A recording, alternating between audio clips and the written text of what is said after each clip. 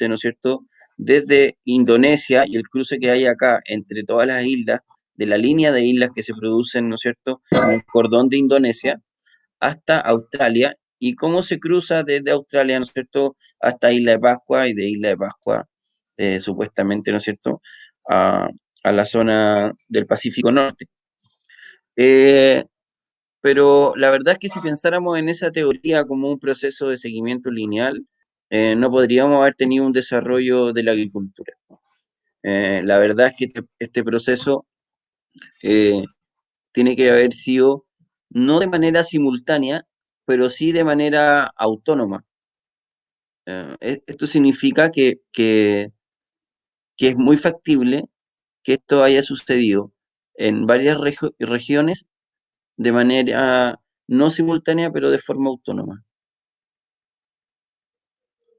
Eh, para poner en contexto, voy a marcar cuáles son los lugares, ¿no es cierto?, donde esto se desarrolló, y me imagino que ustedes ya terminaron de dibujar, ¿no es cierto?,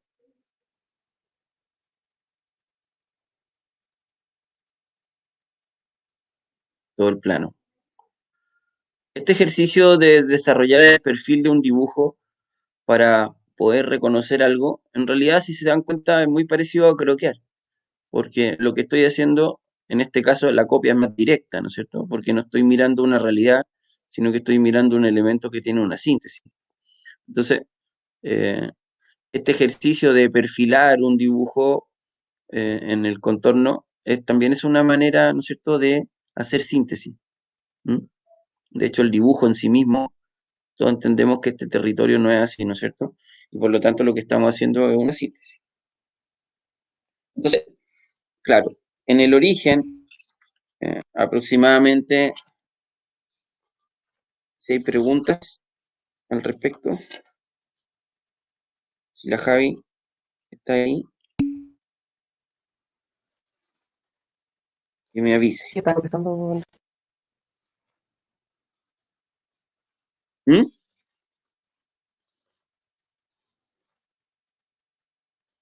Entonces, vamos a tener una ocupación, ¿no es cierto? Contestando el chat, así que no te preocupes.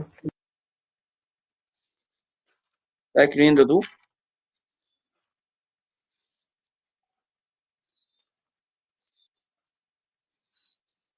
Eh, quiero llegar a un plano, que no quiero sacar la imagen que está ahí, entonces lo estoy buscando en mi cuaderno,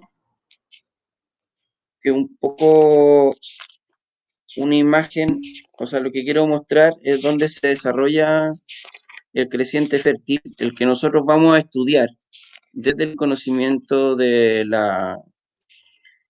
del desarrollo de la cultura, hablemos del Oriente Medio, ¿no es cierto? Y también la del desarrollo de aquí lo encontré. El, el, lo que nosotros consideramos como el creciente fértil, que es el que nosotros reconocemos, está en la zona que se encuentra entre Egipto, Irak y Arabia Saudita. Es reconocido también este sector como la zona que se le llama el Levante, ¿ya? El Levante es más reconocido hacia el área de Israel, Cisjordania, Jordania, Siria, que es los que están, es todo el enlace, por decir así, que está vinculado a, al Mediterráneo, ¿no es cierto?, en este sector. Entonces, este elemento de acá, ¿no es cierto?, el famoso, esta media luna que se forma acá, que tiene que ver, esta media luna, esta forma tiene que ver con una condición geomorfológica, ¿no es cierto?, que permite el traslado de las personas en este sector. Eh, aquí estamos hablando aproximadamente del año, no sé si podríamos establecer una fecha, podríamos hablar como del 9000, ¿ya? El 9000 antes de Cristo, ¿no es cierto? Podríamos establecer como una fecha clara para ese lugar que en el caso de ustedes va a ser la zona de estudio más preponderante. Entonces, pero también vamos a tener en China, ¿no es cierto? En una de las culturas también como más antiguas, desarrollada en el creciente fértil, vamos, vamos a hablar como el creciente fértil, no solamente como esta ubicación, que es la que todos reconocen, sino que más que nada como las áreas que tuvieron una revolución agrícola independiente, ¿ya? Yo creo que si hubiese una definición sería esa. Entonces, en este sector de acá, ¿no es cierto? Aproximadamente 2000 años posterior, ¿no es cierto? 2000 años después, en el 7000, vamos a tener eh, un desarrollo de agricultura, 7000 antes de Cristo, ¿no es cierto? Y algunas pequeñas intervenciones, especialmente en este sector de acá, que son muy interesantes, que en esta isla, ¿no es cierto?, de Nueva Guinea, Papúa y Nueva Guinea, que están frente a,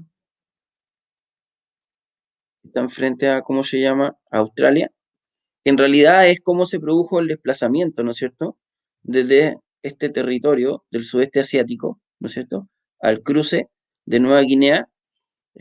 Piensen lo que tiene que haber sido piensen lo que es cruzar un río si alguna vez les ha tocado hacerlo, piensen lo que significa cruzar un lago o un mar, ¿no es cierto?, como este, y haber hecho el ejercicio para estos seres humanos, ¿no es cierto?, de haber cruzado por cada uno de estos lugares, ¿no es cierto?, para poder lograr encontrarse con este gran territorio de acá. Como proceso, vamos a entender que esto tiene que haber sido en el momento en que ya había un desarrollo cultural mucho más alto, eh, y el crecimiento de la humanidad eh, supera, ¿no es cierto?, considerablemente el que inicialmente podríamos hablar o haber estudiado. ¿Cómo entendemos esto y por qué se entiende? Es porque seguramente las comunidades en un principio no deben haber superado, ¿no es cierto?, las 150, 300 personas en comunidades. Eh, si pensamos en el desarrollo, ¿no es cierto?, del fuego, aproximadamente, ¿no es cierto?, en el 800.000 antes de Cristo, como una fecha estimativa. Ahora, el dominio del fuego se habla como en el 350.000, que es como aproximadamente la misma fecha donde en este sector se encuentran los primeros, eh, podríamos decir, vestigios de ruedas también, ¿ya? Entendiendo la rueda como un elemento de diseño, ¿no es cierto?, o una síntesis de diseño muy elevada para poder entender el desplazamiento, ¿no es cierto?, de los objetos, más allá de los animales y el caballo. Ahora, otro grupo que es interesante como de comprender es lo que sucede acá en América, que la verdad es que eh, siempre no lo consideramos mucho, pero sí en el sector acá de Guatemala, ¿no es cierto? Entre Guatemala, Honduras, Nicaragua, se encuentra el desarrollo, lo mismo que un poco más arriba, ¿no es cierto? En acá en el sector de México, que es lo que nosotros conocemos como la cultura azteca, vamos a estar hablando de aproximadamente el 4000 antes de Cristo, y desde acá, desde el norte de Colombia, ¿no es cierto?, hasta la zona de Perú y en todo este borde, vamos a tener el desarrollo de la cultura maya, ¿no es cierto? Eh, que aproximadamente debe ser del año 3500, más o menos. Entonces, tenemos acá 4500 antes de Cristo y tenemos acá 3500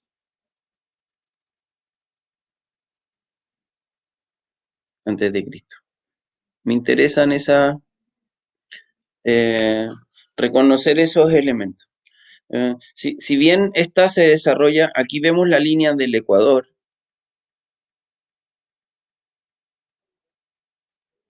considerado el diámetro, ¿no es cierto? El mayor diámetro de la Tierra. eh, por lo tanto, el lugar donde eh, el Sol, en la posición en la que estamos, debiese tener una mayor incidencia. Pero la verdad es que este creciente se produce como en una especie de banda, ¿no es cierto? Que se desarrolla más o menos en esta línea.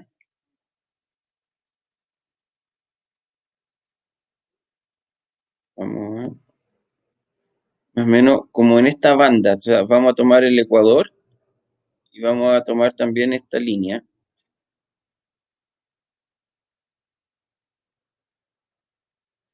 como el lugar donde se desarrolla y el ecuador, ¿no es cierto?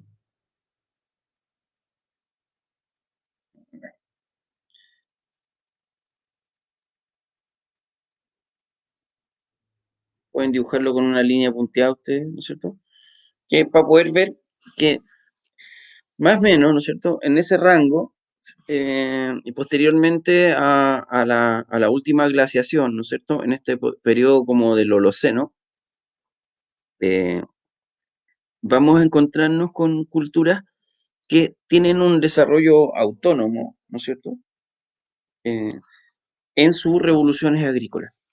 Es complejo entender lo de la revolución agrícola, porque estamos hablando de aproximadamente 2 millones de años, ¿no es cierto? O sea, si nosotros hemos vivido 2000 años, estamos hablando de 2 millones de años donde el hombre se dedica a hacer recolección de alimentos, recolección y caza. Entonces, vamos, vamos a pasar a al proceso de agricultura en un trance, seguramente durante mucho tiempo,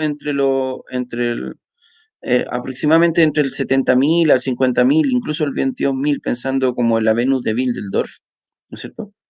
Eh, el hombre con un conocimiento sobre este proceso, ¿no es cierto?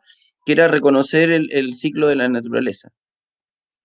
Eh, seguramente dentro de estos 2 millones de años, el hombre no consumió más que frutos secos y miel, ¿no es cierto? Que es una carga proteínica muy alta, pero donde la miel es de muy fácil digestión, pero los cereales no. Los cereales tienen una carga de fibra muy alta, ¿no es cierto? Y seguramente el cuerpo no le costaba un poquito más digerirlo. Estamos hablando de un proceso de transhumancia, ¿no es cierto?, que se fue deteniendo de a poco, como ustedes vieron la semana pasada, en algunos lugares como Terramata, ¿no es cierto?, o Lacos, o alguna de los asentamientos que vimos, más allá de Cataloyuk, ¿no es cierto?, que se ubica acá en Turquía, eh, nos vamos a encontrar con culturas que no tienen la intención, ahí está Cataloyuk, no tienen la intención, ¿no es cierto?, ahí está Terramata. Ustedes pueden ponerlos como elementos de referencia. Ahí está Stonehenge, ahí está la Caz, ahí están las cuevas de Altamira, acá está Jericó, que es lo que vamos a ver ahora, y ahí está Ur. Entonces, culturalmente, como digo, no había una intención de desarrollar un proceso vinculado al asentamiento definitivo. O sea, la verdad es que al tener manejo del fuego, y el manejo del fuego también fue un elemento progresivo en el tiempo, y el manejo del fuego tenemos que pensarlo desde un inicio como una situación fortuita, ¿no es cierto? Un manejo fortuito. Y, y en la medida que había un conocimiento mayor, ¿no es cierto? Porque los grandes depredadores del hombre eran los animales de mayor tamaño. Hay que considerar que desde el desarrollo al creciente fértil, ¿no es cierto?, que está acá, estamos hablando aquí aproximadamente, dice 9.000, pero vamos a entender siempre como la revolución agrícola, como y el creciente fértil como el 10.000 antes de Cristo, ¿ya? Eh, el consumo de carne, ¿no es cierto?, en grandes cantidades, eh, permite al hombre, ¿no es cierto?, generar una especie de pila, ¿no es cierto?, o de batería energética que le permite desplazarse con mayor velocidad y moverse por todo el territorio. Eh, no, y claro, la recolección de semillas, ¿no es cierto? O la utilización de lo que nosotros vamos a llamar ahora en adelante, ¿no es cierto? El cereal del trigo, ¿no es cierto? Que es un grupo de cereales en combinatoria que posteriormente nosotros vamos a reconocer como la harina y de ahí todos sus derivados, que es una base alimenticia, eh, lo descubren en este proceso del crecimiento fértil.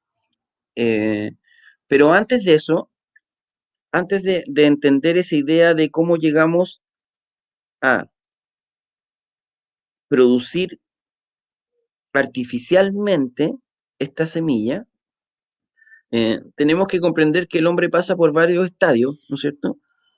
Incluso simultáneamente convive como especie humana, ¿no es cierto?, entre neandertales, ¿no es cierto?, Homo erectus y Homo sapiens, que somos nosotros, en distintas maneras como como de administración de los recursos alimentarios. Eh, por lo tanto, la idea del sedentarismo, o sea, de quedarse en un lugar, tiene que ver no con la idea, porque la palabra creciente fértil nos lleva a la idea de la fertilidad como un hecho de abundancia. Pero la verdad es que un niño amamantado, ¿no es cierto?, por su madre y después alimentado con una serie de semillas y eh, miel, ¿no es cierto?, y carne, está en un estado alimentario mucho más elevado que lo que propone el creciente fértil con esta cantidad de semillas que yo puedo guardar y después reproducir o transformar, ¿no es cierto?, en otros elementos de alimentación que puede estar en un sistema de guardado. O sea, ¿qué quiere decir esto? Que la calidad de vida de los transhumantes, ¿no es cierto?, no era mala versus la calidad de vida de las primeras personas que se asentaron en un lugar. Efectivamente, aumenta la cantidad de alimento, pero el trigo es bastante egoísta, es como el pasto, pero no tan invasivo, y le molesta, ¿no es cierto?, que hayan otras semillas, que hayan otros tipos de piedra. Entonces nos empezamos a condicionar al uso de un suelo ordenado, limpio y higienizado, por decirlo así, para que la semilla se desarrollara en potencia.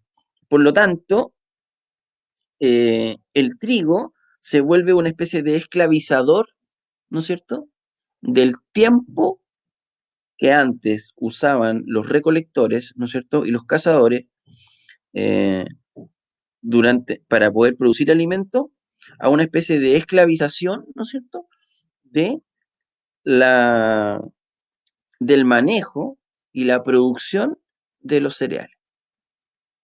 Eh, por lo tanto, efectivamente vamos a tener un desarrollo cultural acá, en que nosotros vamos a encontrar la cultura mesopotámica, ¿no es cierto? Después vamos a encontrar la cultura del Mazda en Turquía, ¿no es cierto? Eh, Vamos a ver toda la cultura del linaje, de la familia, ¿no es cierto?, en China, y todo el desarrollo en Nueva Guinea y Australia, ¿no es cierto? Lo mismo con los aztecas como cultura, y lo mismo que los incas, ¿no es cierto?, reconocida por sus sistemas de plantación. Pero la gran trampa de esto es que se produce una especie de esclavización. Entonces, no es que el hombre necesitara asentarse, sino que para poder tener un manejo de la producción de este alimento requería más tiempo. Por lo tanto, empieza porque obviamente este trigo, ¿no es cierto? Este cereal, al ser sensible ante su producción de manera no natural, eh, tiene varios vectores, ¿no es cierto?, de eliminación. Ustedes se imaginarán que entre conejos y animales menores, al encontrar grandes superficies de esta semilla, rápidamente se producía una pérdida. Lo mismo con el exceso de agua que había en este sector, que es como un vergel, ¿no es cierto?, en esta línea. Si pudiéramos considerar esta línea de acá, ¿no es cierto?, vamos a ver que la temperatura promedio de este lugar, post-glaciación, entendiendo, ¿no es cierto?, que esta zona tiene menos temperatura, ¿no es cierto?, y esta tiene más temperatura, lo mismo acá, más temperatura y menos. Entonces, claro, nos encontramos frente a un clima mediterráneo bastante especial, con una zona llena de ríos, ¿no es cierto?,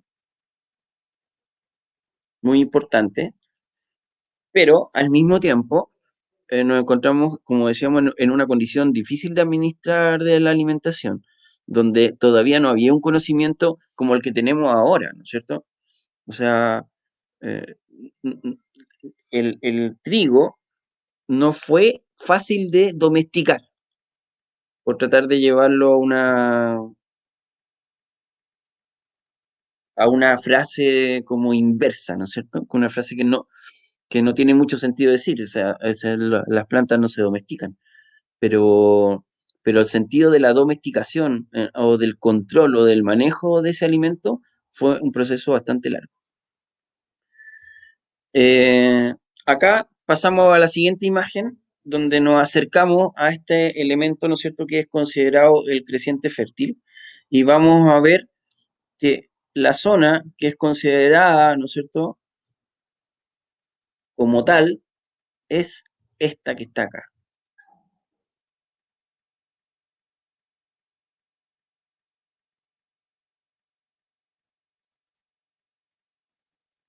Más o menos es el radio, ¿no es cierto?, que podríamos considerar como esta media luna. Yo sumé, la verdad es que siempre está considerado hasta acá. ¿Mm? Entonces,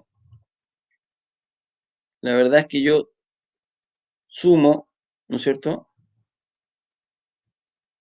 a a la idea del creciente fértil, que es esta media luna que se habla, que es este sector de aquí, que es un territorio que está relativamente en la misma altura. Sumo yo también la condición específica, ¿no es cierto?, de Egipto. Pero lo interesante de esta zona es la forma en cómo se traslada, ¿no es cierto?, desde esto que son los montes sacros, la línea que está acá, la Anatolia, que es donde cruza Turquía, en el límite norte, el desierto, ¿no es cierto?, del Sahara, como la zona más árida en este tramo que está acá, el límite con el Mar Rojo, ¿no es cierto?, el límite con el Golfo Pérsico, como puntos de desembarque, ¿no es cierto?, y podríamos decir que los dos ríos más importantes, que es el Tigris, ¿no es cierto?, y el Éufrates, y bueno, efectivamente, el delta del Nilo, que llega hasta Sudán. Eh, la desembocadura, en este caso, es este punto, ¿no es cierto? Súper importante entenderlo de esa manera. Y en ese sentido, los montes que se producen acá, ¿no es cierto?, más el desierto, eh, generan una especie de corredor en este sentido. ¿Mm? Muy importante porque culturalmente vamos a ver que el desplazamiento, ¿no es cierto?, a pesar de que Egipto aparece como un elemento independiente de este tramo, vamos a ver que vamos a reconocer muy poco sobre el tramo que está acá, que es la actual Israel, Jordania, ¿no es cierto? Líbano, Siria. Este tramo del Levante, a todo este sector de acá se le llama el Levante, ¿no es cierto? Eh, Tiene menos reconocimiento, pero sí en este tramo de aquí vamos a encontrarnos con una ciudad muy importante que se llama Jericó. Jericó es la ciudad habitada más antigua. Ustedes van a decir, oye, pero si usted nos comentó que era Cataluyú, ¿no es cierto? Acá, uno de los asentamientos. Sí, pero es un asentamiento, no una ciudad. Jericó existe hasta el día de hoy, ¿no es cierto? Y ha pasado por varios procesos como ciudad. Además está en una zona de alta complejidad, ¿no es cierto? Justo aquí donde está el Mar Muerto, ahí nos vamos a acercar, donde está el mar, en la ubicación del Mar Muerto, nos vamos a encontrar en este cruce cultural, ¿no es cierto?, que une estos dos sectores. Los voy a mostrar, esta es la zona del Levante, ahí tenemos un acercamiento. Este sector es reconocido como la zona del Levante.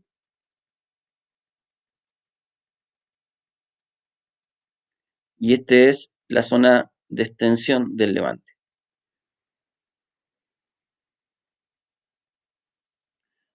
¿Qué es lo interesante de esto? Que aquí es donde se produce la famosa bisagra cultural, la primera bisagra cultural, que es este grupo de acá que está más ligado a la cultura del Oriente, ¿cierto?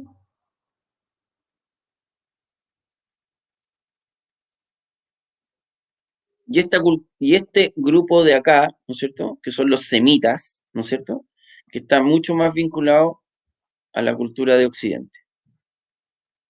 ¿Qué lo vincula? En el caso de este, la conexión marítima, ¿no es cierto?, con el Mediterráneo. Y en el caso de este, la conexión con los montes sacros, ¿no es cierto?, que es un poco, y el camino, este cruce que hay cruzando, esto es Irak actualmente, y este es Irán, ¿no es cierto?, para llegar a las culturas que están hacia el norte, ¿no es cierto?, que es conocido como las culturas asiáticas, en general las culturas asiáticas, que son las que traen varios conocimientos hacia este tramo acá, y donde se desarrollan es acá, porque es aquí donde se desarrolla el creciente fértil. ¿Mm? Eh, entonces, en este sector, si se dan cuenta, ahí dice Jerusalén, ahí está el famoso Mar Muerto, y aquí al ladito está Jericó. Eh, Jericó, ¿no es cierto?, es una ciudad que se encuentra eh, aproximadamente el registro más antiguo que hay, desde cuando se empiezan a generar registros de la ciudad, aproximadamente en el 11.000 antes de Cristo. Este está ubicado en el actual sector de Cisjordania, justo en el límite, ¿no es cierto?, con Jordania. Estamos en una zona compleja, ¿no es cierto? Y se encuentra, ahí podemos ver el punto que está marcado con rojo, la ubicación, aquí está el Mar Muerto, ¿no es cierto? Acá tenemos eh, hacia el oeste, ¿no es cierto?, Egipto, acá está la franja de Gaza, ¿no es cierto?, ahí está Tel Aviv, y bueno, y Jerusalén, ahí está el Ramalán, y ahí está Jericó. Eh, si se dan cuenta, tenemos una especie de cordón montañoso en este sector que da paso a el desarrollo y es el monte, ¿no es cierto?, que descarga sobre el desierto de Sahara.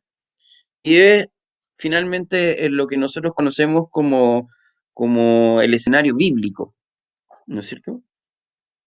Muchas de las historias, y creo, quiero que lo tengan claro, que lo que estamos analizando no es un tema sobre el cristianismo o sobre la iglesia católica, pero sí entender que es la base del pensamiento espiritual, ¿no es cierto?, de todos los occidentales. Por lo tanto, el cruce cultural que se produce en este momento eh, tiene origen en estos puntos. Específicamente, ¿no es cierto?, como registro, lo que queda, y en base a los estudios que se hicieron post Primera y Segunda Guerra Mundial, que los alemanes son, y bueno, varios, hay una arqueóloga estadounidense también que ha escrito varios libros sobre el desarrollo de la ciudad de Jericó. Y, y creo que nosotros reconocemos como tal. Voy a dejar de compartir un segundo para poder mostrar unas imágenes, unas imágenes de Jericó que me interesa que vean.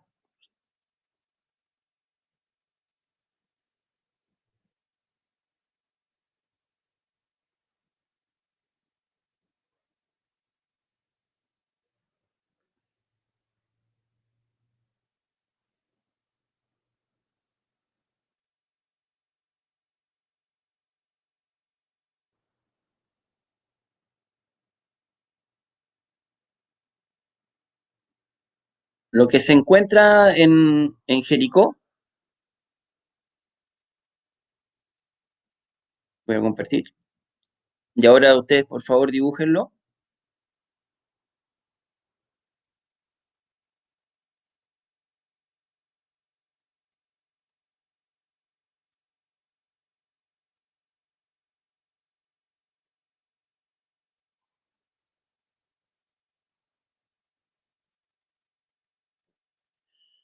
Es esta imagen que está acá. Este, este es el asentamiento original, ¿no es cierto?, que se encuentra en una especie de muralla, ¿no es cierto?, que si se dan cuenta a la izquierda habla de una especie de muralla neolítica. Entonces, nuevamente nos encontramos con una especie de edificación que tiene una fortaleza eh, de protección. Seguramente la estructura de los campos de los campos de cultivo estaba fuera de la zona y este es solamente la ciudad administrativa. Entonces tenemos esta condición de fortaleza, ¿no es cierto?, de ciudad fortaleza, que está eh, envuelta o está confinada, ¿no es cierto?, por un muro de piedra y arcilla. Eh, ¿Qué es lo interesante? Primero que nada, una configuración que se va a mantener hasta el medioevo.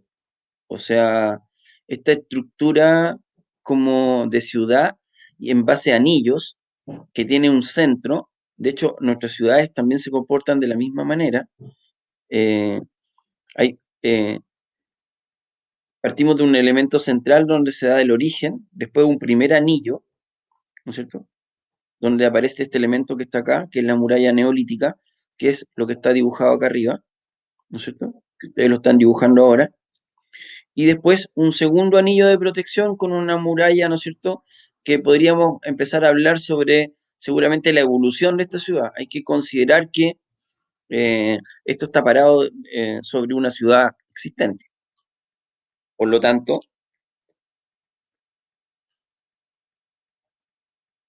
los estudios arqueológicos son mucho más complejos de desarrollar, ya que han sido intervenidos varias veces estos lugares. La gracia de Jericó es que la estructura todavía permanece, ¿no es cierto? Y tenemos vestigios que nos permiten hacer el análisis. Muy parecido a lo que pasa en Cataloyug, con la diferencia de que Cataloyug, a pesar de ser un asentamiento antiguo, en realidad más que una ciudad, era considerado como una especie de estación de transferencia. Es como una intermodal. Es como, para que lo entiendan, como una especie de aeropuerto, donde el traspaso cultural de un lugar a otro está, tenía esa especie como de aduana, por decir así, que era donde se producía el intercambio cultural. O sea, no solo era un asentamiento, sino que también era una especie de, de lugar de transición. donde llegaba gente y salía gente. ¿Para qué? Para desarrollar un producto de mercado, que quizás es el producto más importante de la época del Neolítico. Así como estamos diciendo que el trigo, ¿no es cierto?, es fundamental para poder entender el desarrollo de la revolución agrícola. eh, el, la obsidiana, ¿no es cierto?, que es una piedra, se convierte en el elemento antes de las edades de bronce, antes de la edad de los metales. Es la evolución de la piedra que adquiere más dureza y filo. Por lo tanto, se empieza diciendo que estos no son lugares donde había producción de obsidiana, eh, se empieza a difundir, ¿no es cierto?, el uso de esta piedra como un material de alto filo, ¿no es cierto?, y dureza. O sea, que se le podía sacar mucho filo y era muy duro. Por lo tanto, este elemento se convirtió en el desarrollo tecnológico de la nueva piedra, por eso se llama neolítico, ¿no es cierto? La nueva, nuevo, lítico, piedra, lito piedra, la nueva piedra, que vendría siendo el material más tecnológico, ¿no es cierto?, de desarrollo que permitía cortar o producir una hendidura de manera mucho más precisa. Eh, Ahora, ¿quiénes son culturalmente? Voy a dejar de compartir. ¿Quiénes son culturalmente a los que nosotros reconocemos como, como la cultura que ha tenido más desarrollo, ¿no es cierto?, en el proceso de la agricultura, eh, y que hasta el día de hoy, o sea, si nosotros pensamos desde el 10.000 en adelante al 4.000, que es el desarrollo de la cultura neolítica, y ahí el comienzo de la historia en el proceso de la Mesopotamia, eh, vamos a tener a la cultura, estoy buscando la imagen que quiero mostrarle, vamos a tener a la cultura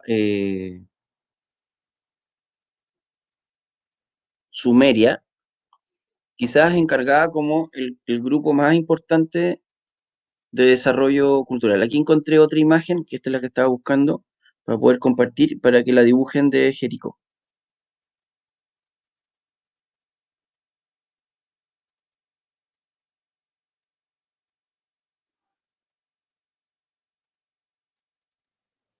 ¿Se ve? Javiera, ¿se ve la imagen?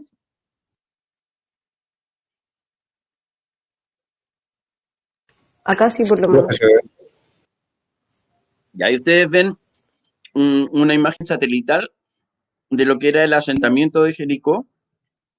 Em, Rápidamente se pueden ver como los tramos amurallados, se puede ver una especie de recorrido de calle y los elementos circulares que aparecen ahí. Uno son el silo, que es el lugar donde se guarda, ¿no es cierto?, la semilla, los establos, ¿no es cierto?, que están en la zona de acá, que habla de la domesticación de los animales, ¿no es cierto?, el sistema de agua, porque seguramente tienen que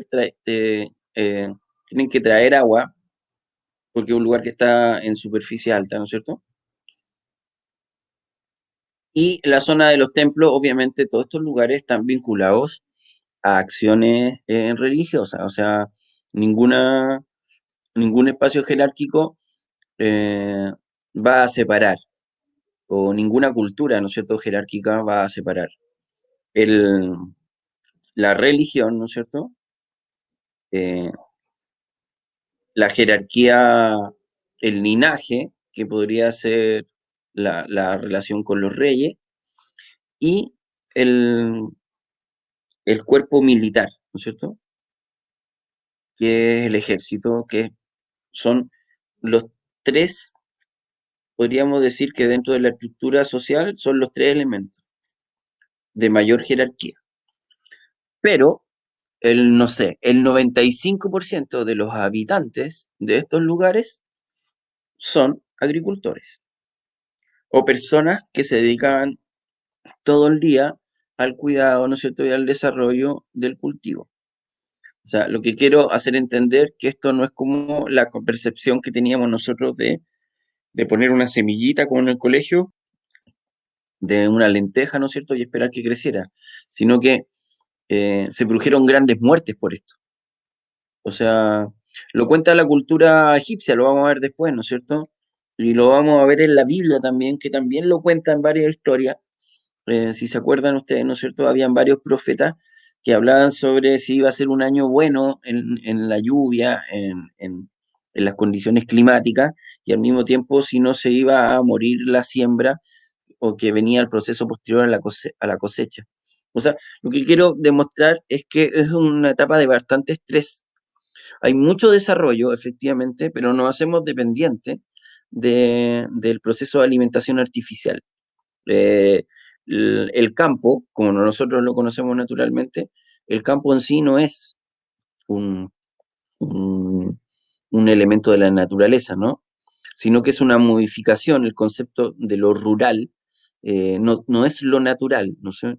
Es la modificación del espacio natural para provecho del hombre, ¿no es cierto?, en productividad.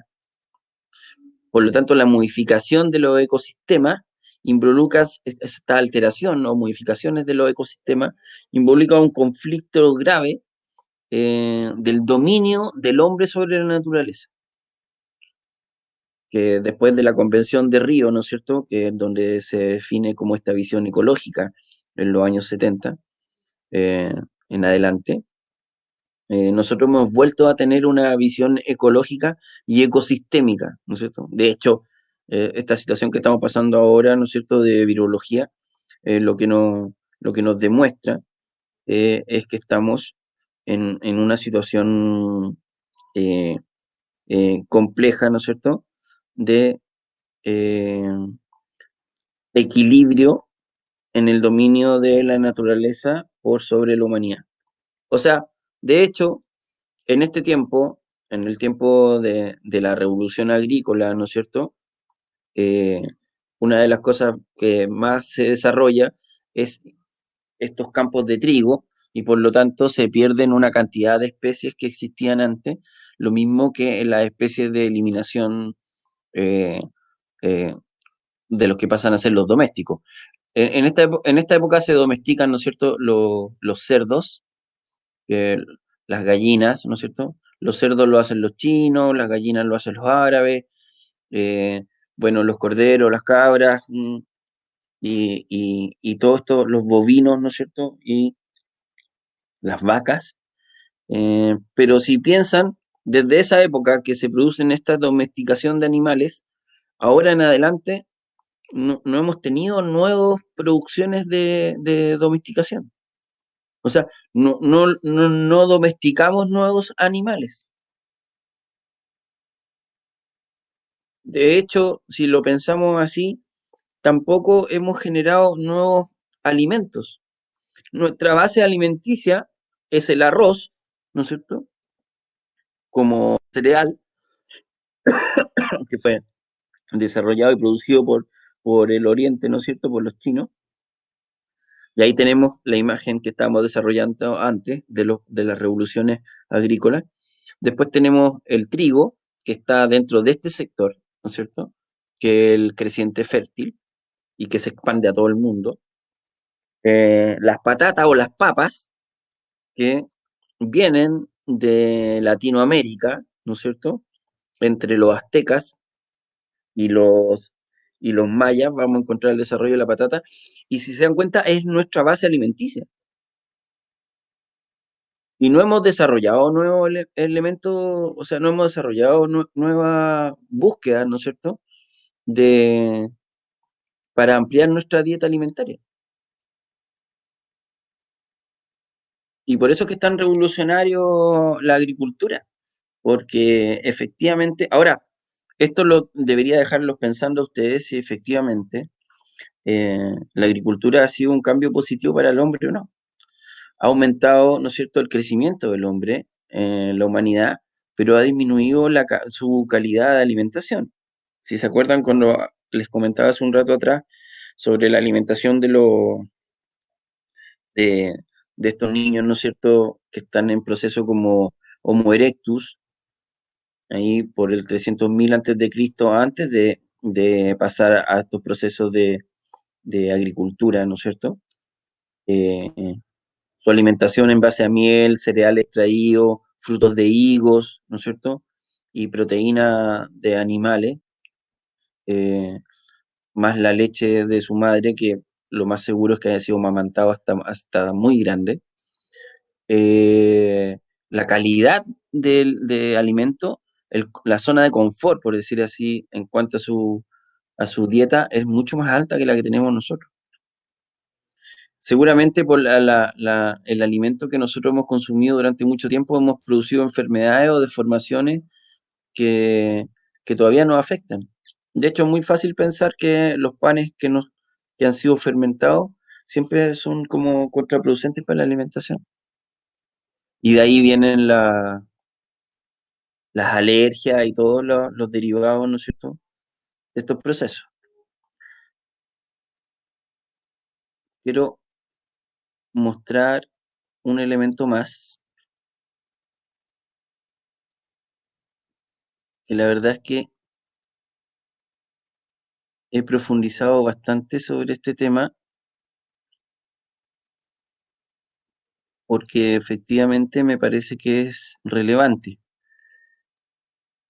entenderlo para poder empezar a hablar de la cultura mesopotámica, que en realidad es parte de la temática, ¿no es cierto?, importante del curso inicialmente, como la primera cultura que vamos a estudiar. Pero primero teníamos que tener claro el lugar donde nos estamos desarrollando.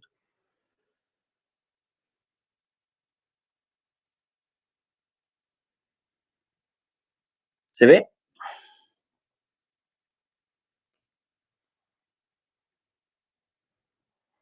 Javiera, ¿estás por ahí? ¿Tú eres mis ojos? Sí, se ve, profe. Gracias, Javiera, te ha cambiado la voz. Sorry, es que acá están hablando por teléfono, entonces no quería meter mucho ruido. Ya, ok. Bueno, aquí tenemos una imagen de lo que ven acá abajo, el Golfo Pérsico, ¿ya? Y lo que vemos acá es la desembocadura, es la línea de desembocadura, ¿no es cierto?, de lo que vamos a llamar el creciente fértil en Mesopotamia, ¿ya? Mesopotamia tiene una estructura cultural que nace en base a tres grupos, ¿no es cierto? Son los sumerios, que están en el primer cuadrante. Lo voy a dibujar, o sea, lo voy a esquematizar.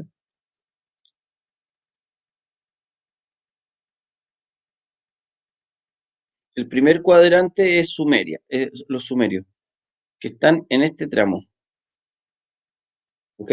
No sé qué pasó ahí, se produjo un drops.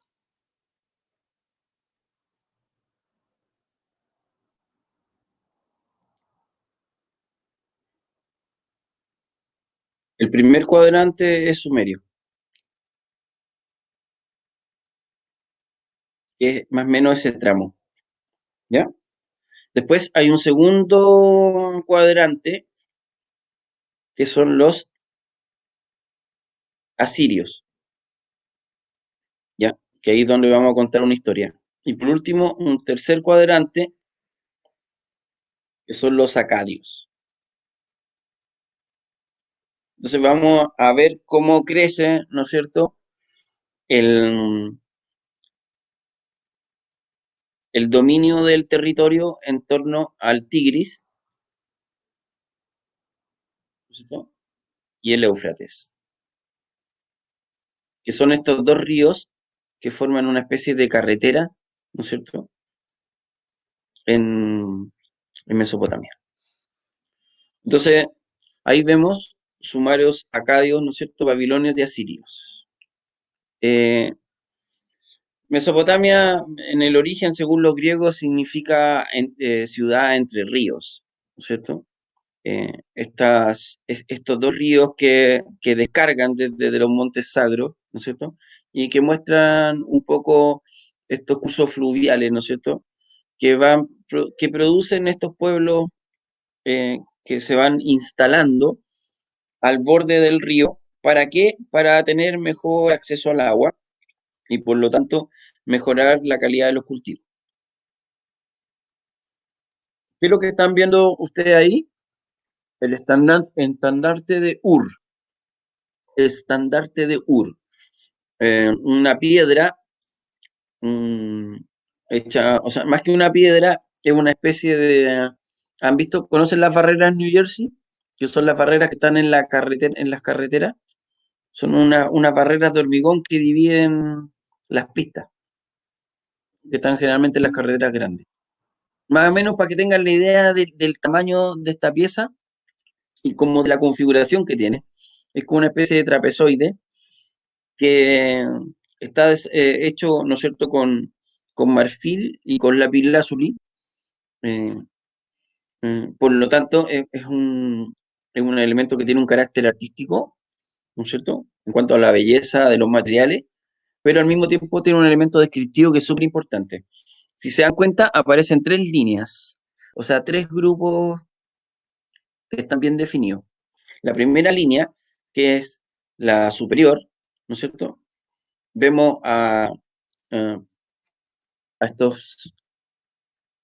estas personas que aparecen calvas o rapadas, ¿no es cierto?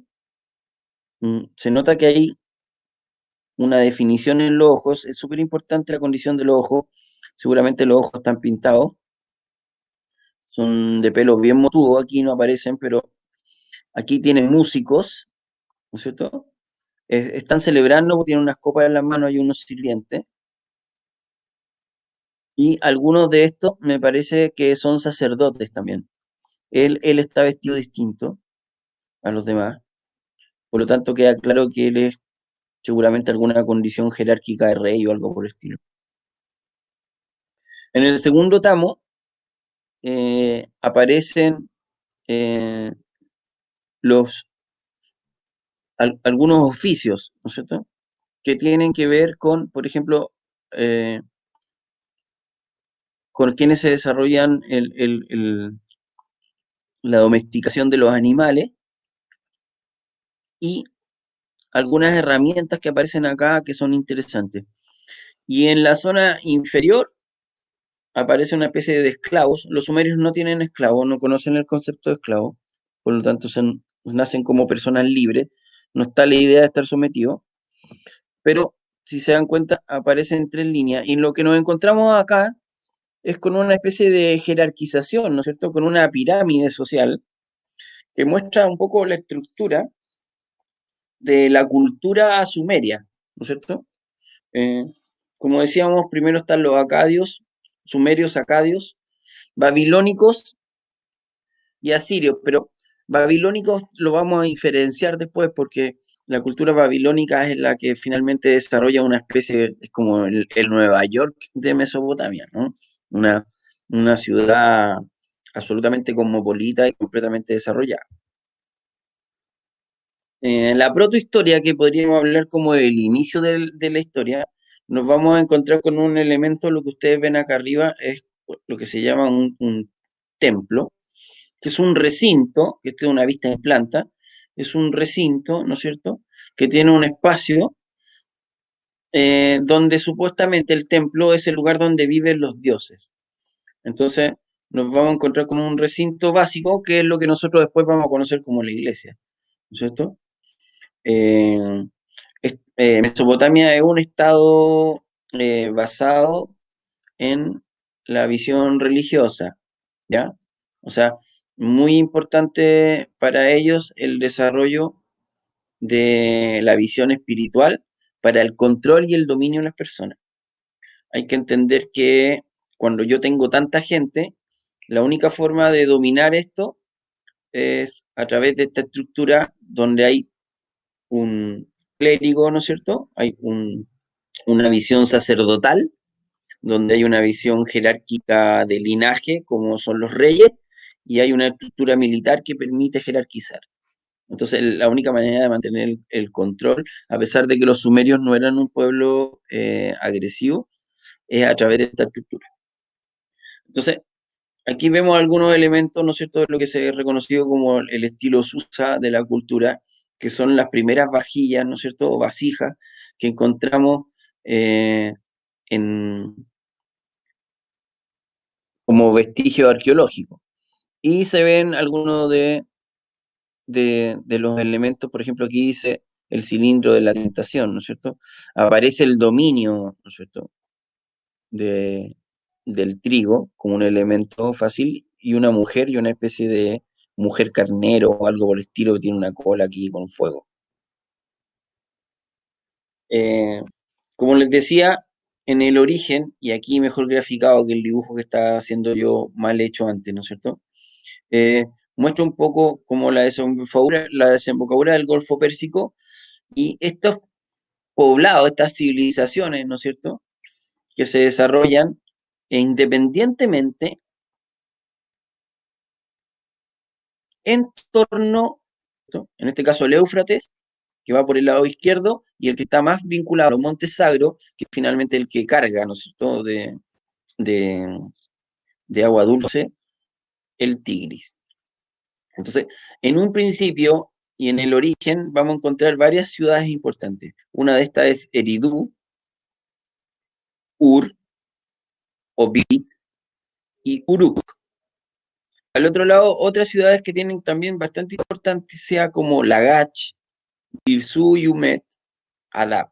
Son nombres que quizás en este momento parece que fueran solo sonidos, pero la verdad es que la independencia cultural que desarrolla cada uno de estos lugares es muy interesante. Por ejemplo, acá tenemos el templo blanco de Uruk.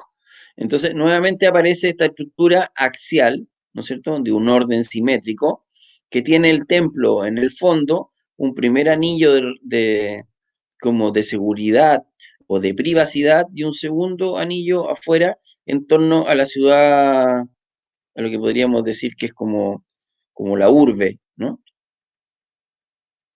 Siempre guiado por diosas, ¿no es cierto? En este caso la diosa madre sumeria, que es Nin Kursak, ¿no es cierto? Que son lo que podríamos hablar nosotros como una especie de, de dios protector de la ciudad de origen. Son considerados, los sumerios no son considerados una raza de origen del lugar, sino que son los arios, ¿no es cierto?, que vienen viajando desde Monte Sagro y cruzando, que es lo que se cree, o del Valle del Indo, que es donde aparece esta flecha de acá, que es cómo llegaron estos, eh, cómo llegaron a ubicarse en este lugar que es el nacimiento del creciente fértil. Voy a cargar mi batería porque me acabo de dar cuenta que voy a quedar sin batería. Entonces, otra cosa que es importante entender, ¿no es cierto?, es que los sumerios no, no están,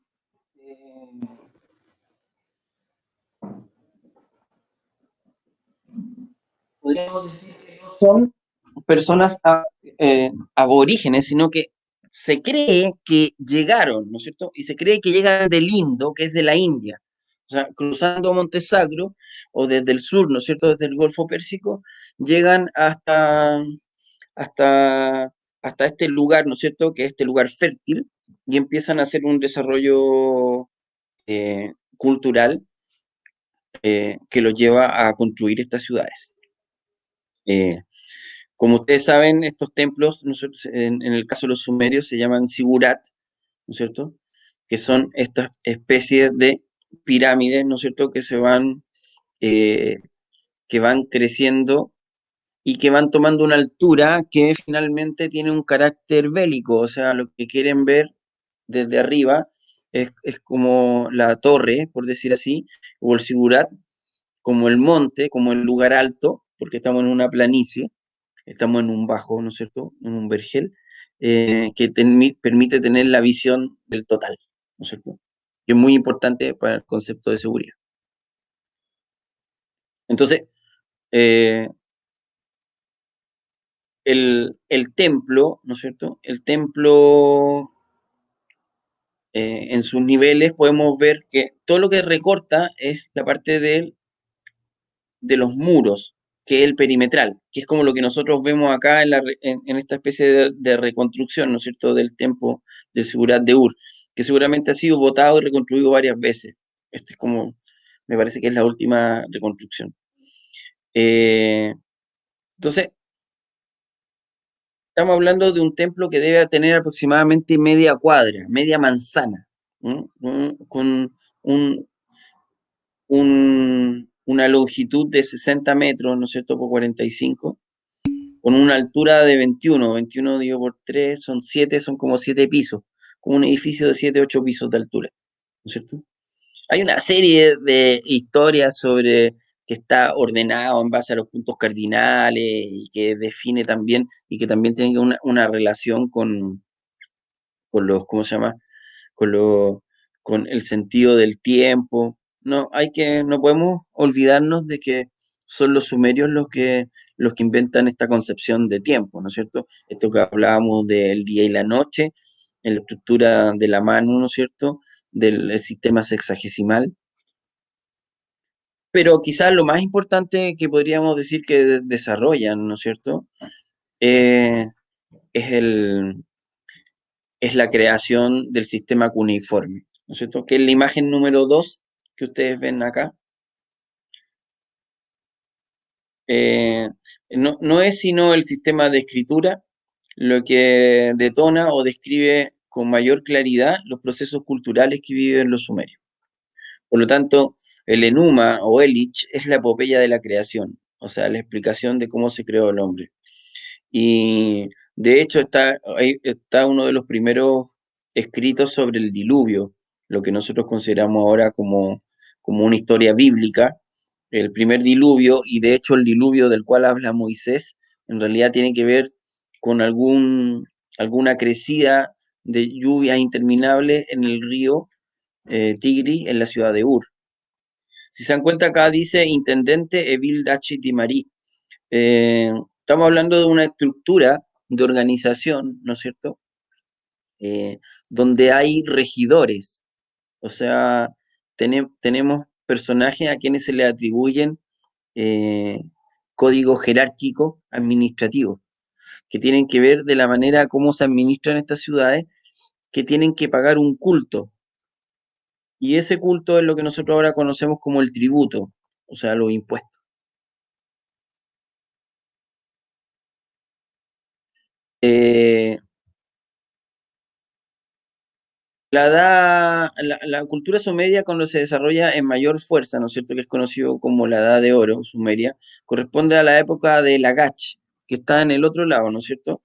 Y lo que demuestra la cultura de Lagash un poco, no solamente como lo que se ven en las imágenes de los sigurat, sino que eh, es un poco el desarrollo de una cultura en torno a visiones artísticas, ¿ya? Entonces, ya no solamente vamos a tener una visión desde el punto de vista de la sobrevivencia, la cultura, no sé, pues, religiosa y jerárquica, sino que también en el desarrollo cultural de esta ciudad. O sea, de a poco vamos a ir viendo cómo se produce una especie de estética, ¿no es cierto? En lo que nosotros vamos a entender como el concepto de los semitas. Aquí viene una historia bastante particular, ¿no es cierto?, que es la famosa cultura acadia, que son aproximadamente 600 años, que una vez que ya estaba establecida la cultura sumeria y organizada en base a estas ciudades que tenían sistemas de tributo, ¿no es cierto?, y una serie de jerarquía, va a llegar un barbón, ¿no es cierto?, un barbón así con cara de árabe malo, el cual va a ser conocido como Sargón, ¿no es cierto? Eh, Sargón son unos semitas nómades, ¿no es cierto?, que lo que hacen es eh, invadir, ¿no es cierto?, la cultura sumeria original, que son la famosa cultura acadia. Ahora, ¿qué es lo interesante de esto? Que se va a reproducir en la edad de los metales. Entonces, él va a poder invadir porque así como estaba la edad del cobre, el bronce y el hierro, podríamos decir que la cultura sumeria, a pesar de que trataba algunos metales preciosos, estaba como en la tecnología del cobre, o sea, el metal menos noble y más blando de todo. Y quienes llegan traen la cultura del hierro. O sea, estos tipos que venían de los montes traían con ellos la cultura del hierro. Entonces sus armas eran más poderosas, ¿no es cierto?, que las que tenían los sumerios. Y además que los sumerios se sometieron fácilmente porque no eran naturalmente belicosos, no eran agresivos naturalmente. Es Sargón es que el que establece este código, ¿no es cierto? Y en cierta manera también estructura ciertas dinastías, ¿no es cierto?, que van a formar el- la cultura acadia, ¿no es cierto?, mesopotámica, porque todo esto estamos en el área de la Mesopotamia, que está desarrollada en el segundo, podríamos decir, el segundo grupo de linaje. Después sumerios serían los acadios. Y el más conocido, ¿no es cierto?, es Sargón. De ahí va a venir el primer imperio, o sea, la primera vez que vamos a entender la palabra como imperio, que tiene que ver con una estructura que va del 2000 al 1500, ¿ya? A la derecha nuevamente los montes Sagros, a la izquierda el mar Mediterráneo, el creciente fértil, ¿no es cierto?, y la zona del Levante. Y vamos a ver que ya nos desplazamos desde el Golfo Pérsico más arriba y que Babilonia se instala más o menos donde está, más o menos donde está actualmente el punto donde se encuentran más los dos ríos, ¿no es cierto?, que es la zona que ahora actualmente conocemos como Bagdad, ¿no es cierto? Entonces, eh, la ciudad es tomada, ¿no es cierto?, ordenada por el poder de Hammurabi, ¿no es cierto?, que es como el núcleo inicial de la estructura. Eh, empieza a generar una especie de como, más que una guerra, ¿no es cierto?, un sometimiento de estos pueblos a la ciudad de Babilonia. Y el código de Hammurabi, lo que es conocido, ¿no es cierto?, como la primera tabla de leyes, ¿no? De aquí aparece el famoso ojo por ojo, diente por diente, ¿no es cierto?, que es un código, eh, el primer código civil, ¿no es cierto?, judicial, la primera ley, por decir así, que implica que todos tienen que cumplirla. O sea, estamos hablando en Babilonia de un lugar que superaba los 10.000 habitantes, por lo tanto, mantener el orden y la seguridad en estos lugares debe haber sido bastante complicado.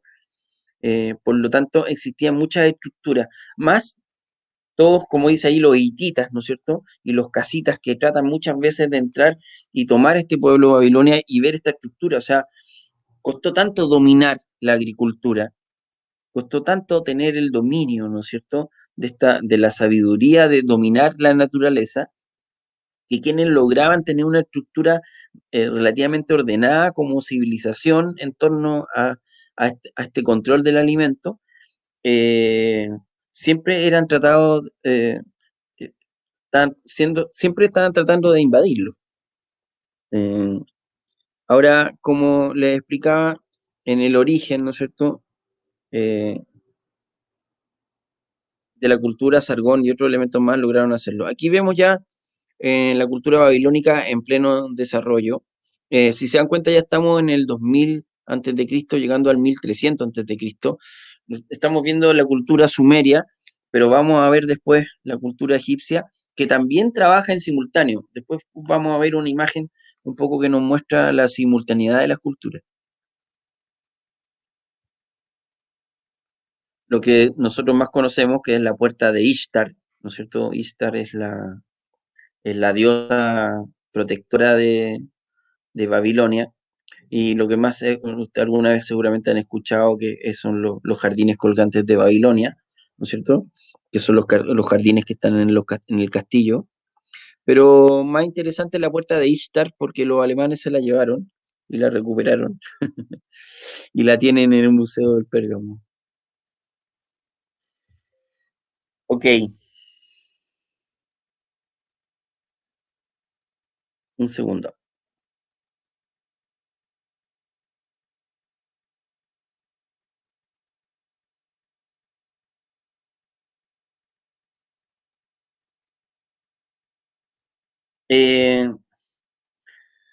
Entonces tenemos esta cultura babilónica, ¿no es cierto? Que vendríamos a decir que es la consolidación de la cultura sumeria, los sumer, que son los originales, ¿no es cierto?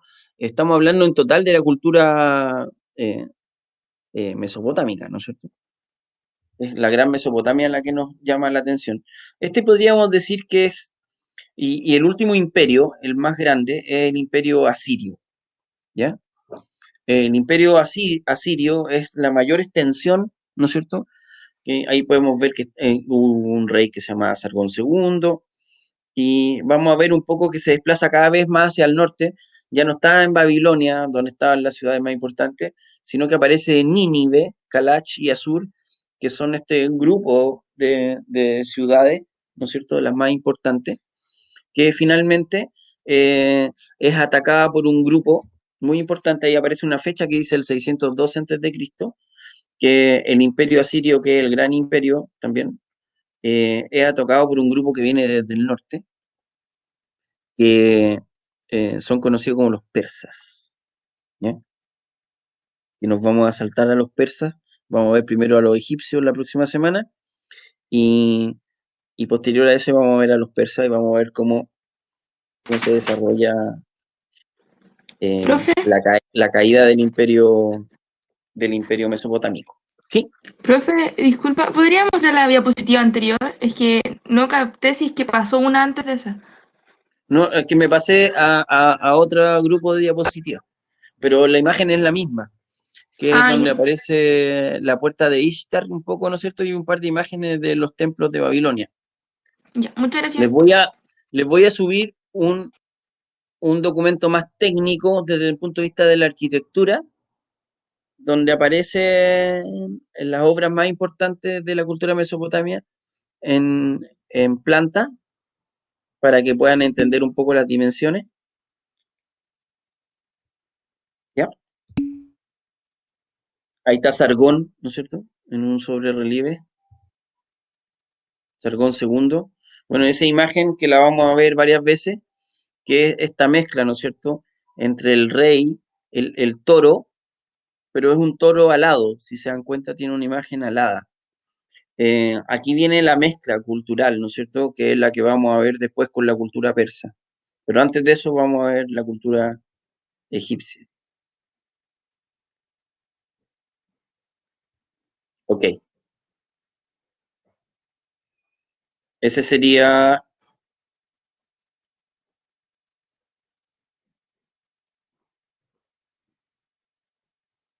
Esa sería la clase de hoy respecto de la cultura mesopotamia y lo que nosotros y lo que he tratado de hacerle entender un poco lo que es el creciente fértil, ¿no es cierto? Que es esta zona entre el Mediterráneo, el Golfo Pérsico, los Montes Sagros y la Anatolia, ¿no? Que es un poco el origen de estas culturas donde se desarrolla eh, la revolución agrícola, que quizás si pudiésemos tomar como un concepto, la idea de la revolución agrícola es quizás el momento más importante para para el asentamiento y la construcción de la ciudad. Ahora, es entender la ciudad desde otro punto de vista, que no es que, no es que porque tenemos un mejor sistema de alimentación construimos la ciudad. No, es al revés.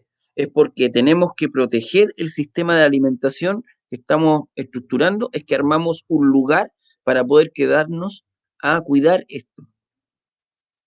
¿Ya? No, ellos no, hay que entenderlo desde ese punto de vista porque ellos no son quienes arman la ciudad, no lo arman como una necesidad propia, ¿no es cierto? Sino que deriva de la necesidad de la producción del alimento. Eso es lo que quiero aclarar. ¿Ok? Javiera, ¿estás por ahí? Sí, sí voy a subir el material. ¿Lo va a subir? Sí, Sí, cada vez que termino la clase, después de que termino la clase, subo el material. Ahora, este de los sumerios y los mesopotámicos, encuentro que no está tan bonito, así que lo voy a enchular un poco, lo voy a arreglar y lo voy a subir un poco más ordenado. ¿Ok?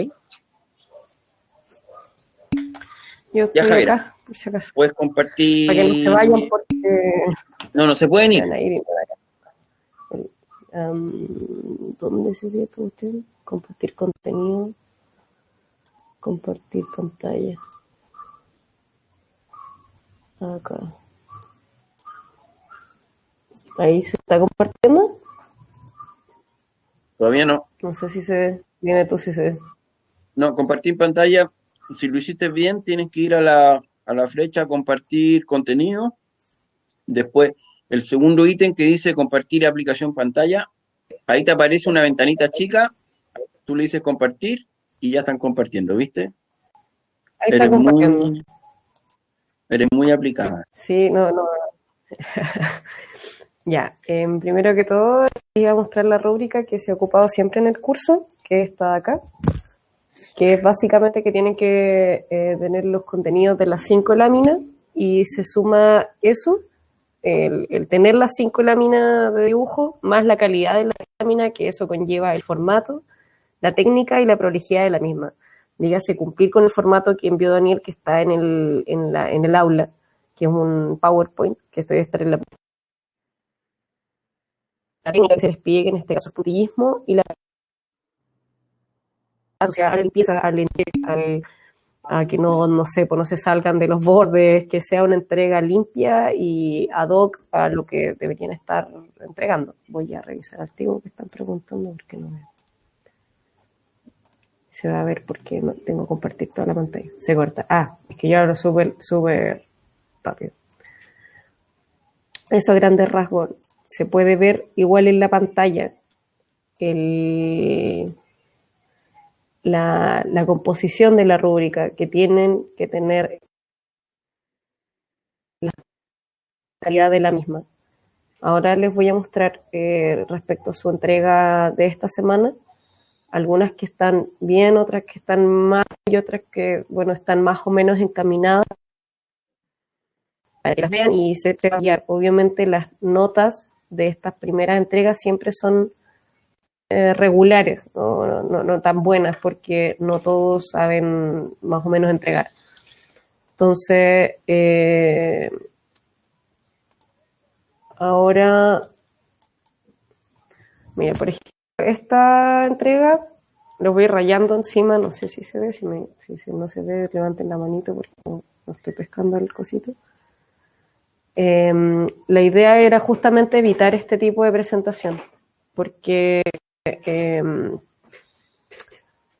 todo esto del delineado es lo que se tiene que evitar. La idea no es hacer un dibujo que después yo rellene con puntos, sino que armar esta misma composición que está acá sin hacer estas líneas primero que están aquí. Entonces, la idea además es que, por ejemplo, en estos puntos yo construya un degradé o una transición entre el punto más oscuro y el más claro. ¿Cómo me voy desde el más oscuro hasta el más claro?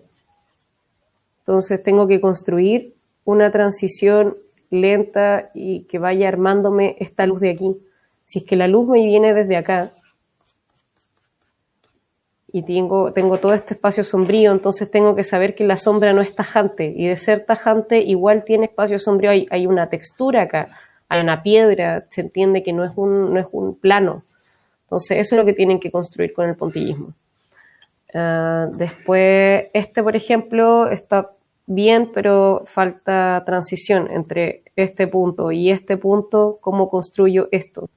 ¿Cómo armo ese espacio? ¿Cómo armo esta transición? Tengan cuidado, por favor, con las viñetas. Esta viñeta está bastante bien, es ordenada y limpia, pero hay muchas que están mal que les voy a mostrar ahora en otro ejemplo. Esto es lo mismo, está súper bien este espacio de transición, está bien, pero de aquí en adelante se tiende a perder. Yo sé que esto es Cataluyuk porque lo he visto, pero tiene que lograr que igual se marquen estos espacios, tienen que buscarle un par de transiciones más. Ahora les voy a mostrar ejemplos que dictan mejor de eso. Esto también fuera de formato, acuérdense que la viñeta va abajo del del dibujo y no hay una explicación en PowerPoint. Traten de que piensen que esto después va a ser un librillo y esto no va a ser el librillo. El librillo es esto nomás. Entonces piensen que todo esto va a quedar fuera y tiene que ir escrito aquí. Todo esto no está rayado, en serio, después se puede borrar. Lo mismo, traten de tener cuidado con las viñetas. Piensen que, imagínense que si yo divido esta imagen, todo esto del total de los 20 por 20 está usado en viñeta y no es la idea. Esto es lo importante, el dibujo es lo importante, no la información. El nombre es importante, un pequeño dato es importante, pero esto es lo relevante, esto es lo que se está evaluando, ¿cachai? Tengan cuidado con cuánta relevancia le dan a la imagen en torno a la lámina en total. Después tengan cuidado con este tipo de formato. Entiendo que puedan trabajar, por ejemplo, fonts como distintos, pero finalmente los colores y todo, una vez que armen el librillo, si no mantienen este formato, por ejemplo, todo el rato, se va a ver desordenado. Esto también va a la prolijidad. Este puntillismo, por ejemplo, está bien porque yo distingo que hay una sombra distinta aquí y acá, pero aún así delinea y hay que evitar eso. Yo todavía veo las líneas aquí de separación entre esto, y no es la gracia. La idea es que se componga más o menos como pasa aquí, que yo veo un plano y otro plano, pero no veo esa línea que está ahí.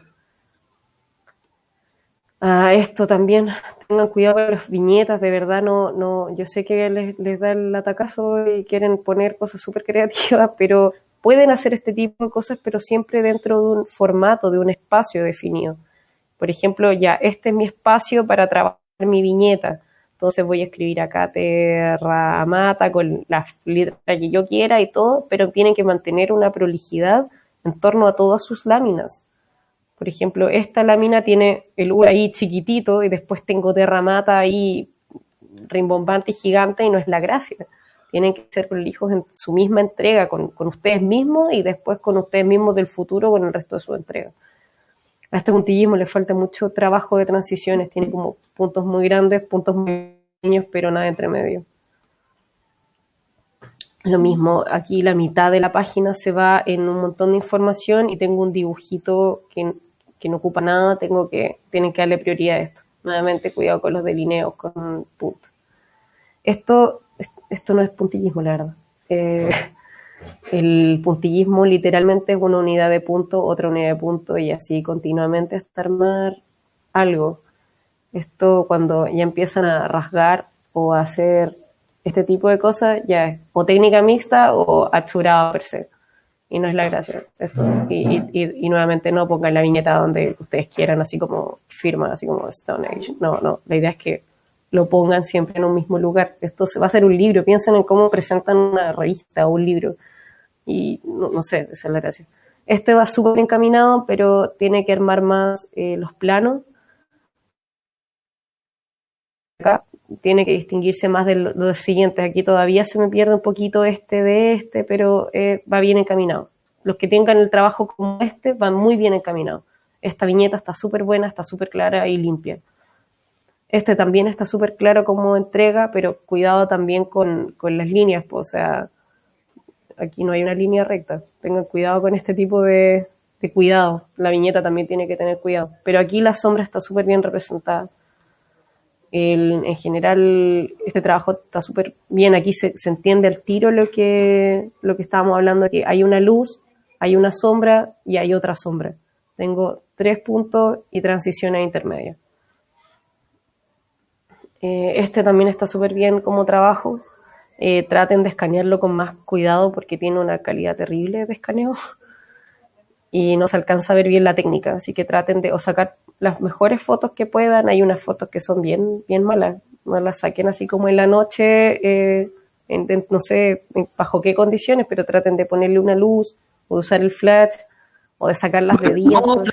Flash no. Pero flash. Depende cómo uses el flash.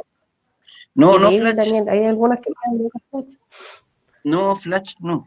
Bueno, traten de evaluar, si no tienen las mejores condiciones de luz, bajen el CamScan, que es una app que está para el celular, que funciona como un escáner y la verdad es que funciona bien en su formato gratuito y quedan las cosas bastante bien. Es cosa de que encuentren un foco de luz blanca en su casa, de luz fría, y ponen el CamScan y funciona súper bien.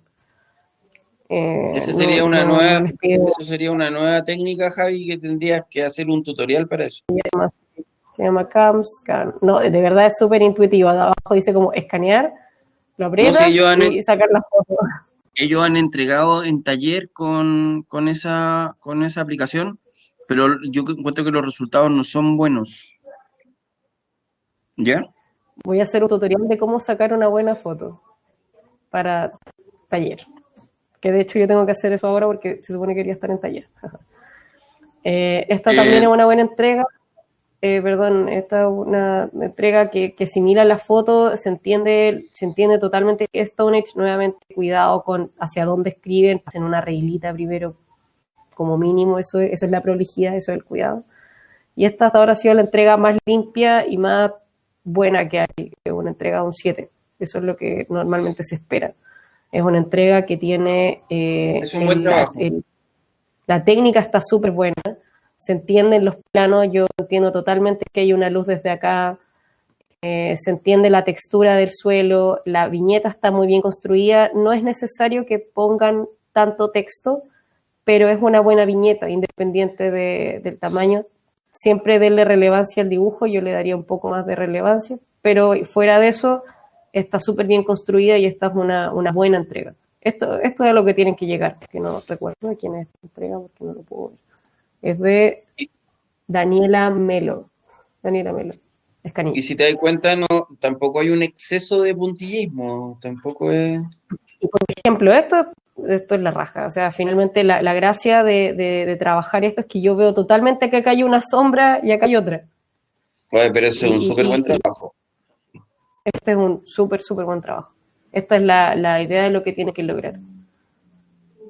Obviamente, no sé si entienden que aquí los puntos casi no se distinguen como unidad de punto uno frente al otro, pero aún así compone un puntillismo porque la técnica aplicada fueron punto tras punto tras punto tras punto tras punto.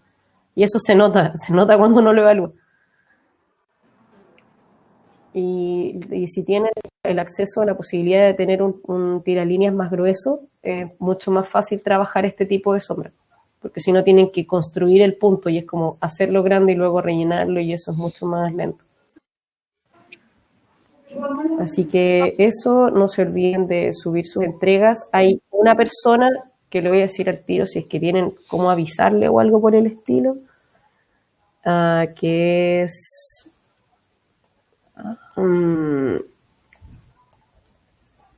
esta niña de acá, Dari Lisset, el PDF.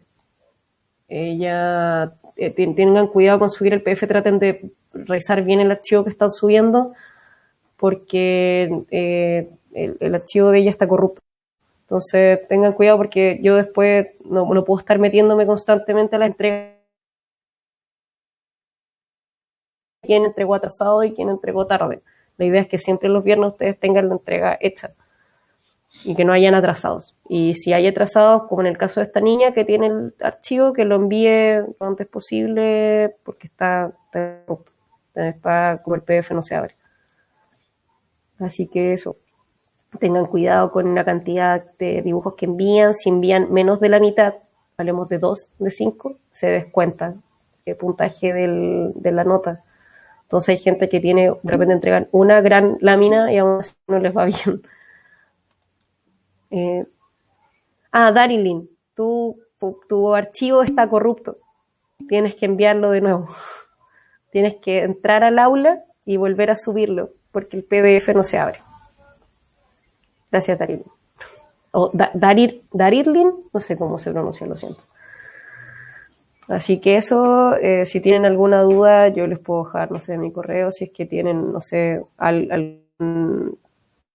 alguna duda con su trabajo personal y digan así como, oye, no entendí, el mío está muy bien encaminado o está muy mal encaminado, lo puedo recibir y decírselo de forma personal. Y para la otra semana, no sé qué sería, o sea, es puntillismo nuevamente, porque como les dije, si el día que yo vea que todos están logrando puntillismo y son secos y son los amos y señores del puntillismo, se deja de ver el puntillismo. Pero por ahora no es así. Así que mientras tanto se sigue pidiendo una vez más puntillismo y no sé de qué época, eso debería decirlo don Daniel, que no sé si está. Chicos, quiero hacer un comentario sobre el tema de la prueba. El primer certamen lo deberíamos haber tenido esta semana o la próxima, pero ustedes entregan el primer certamen de taller el miércoles. Eso significa que vamos a correr el primer certamen de cultura para la semana siguiente, ¿ok? O sea, nos vamos a atrasar, nos vamos a estirar mucho, se va a alargar el primer, ¿cómo se llama? La primera evaluación. Esto es súper importante, ¿ok? La primera evaluación va a ser después de la semana de entrega de taller para no cruzarme con el taller de ustedes, ¿ok? O sea, yo decidí correr el primer certamen de cultura para que no se les mezclara con el de taller, ¿ya? Que les quede claro para que sepan que vamos a tener una clase más y a la siguiente vamos a tener el primer certamen, ¿ok? O sea, significa que va a entrar Egipto, va a entrar asentamientos humanos, primeros asentamientos, Mesopotamia y Egipto en la primera prueba, ¿ok? Y ahí le explicaré las condiciones de la prueba la próxima semana.